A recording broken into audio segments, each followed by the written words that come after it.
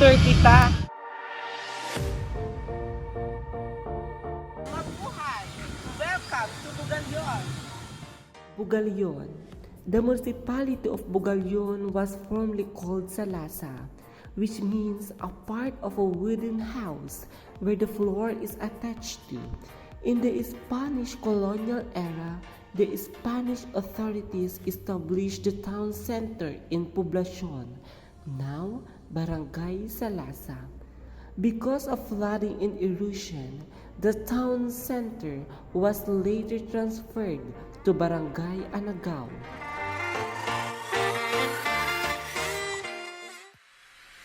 Salasa Church.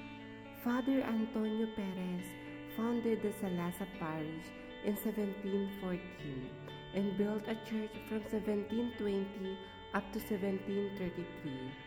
With his efforts, the church was accepted as a Dominican order vacate. Salasa Church is the oldest church in the country. Its structure is very old, and the altar, which is Our Lady of Lourdes. Riverside Bridge. This bridge is the longest bridge in Bugallon. Aside from that, this is the oldest and the strongest bridge.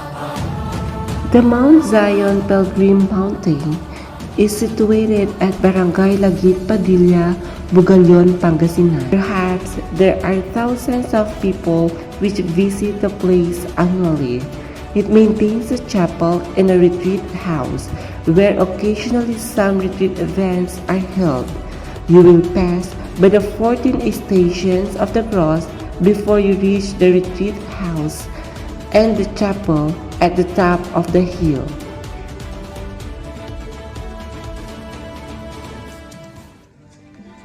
As a beauty queen, I have a mission that close to my heart, which is the padyak para sa abot kamay na pangarap that benefit from the young children.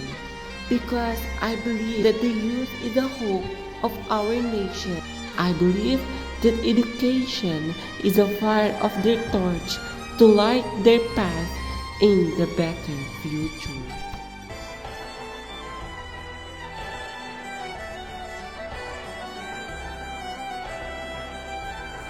This is Maxine Yanquiling, your Miss Bugallon.